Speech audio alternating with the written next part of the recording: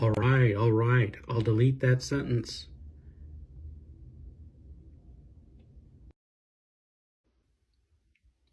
It may not look like much, but she can do the castle run at warp 9.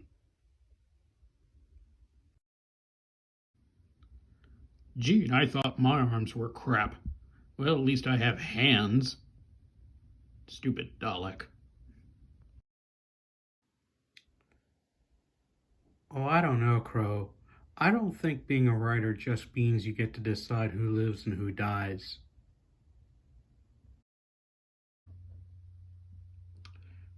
I have an important message from the lawgiver. You should not read romance novels. Bobo! Sorry. You should read romance novels. Help me.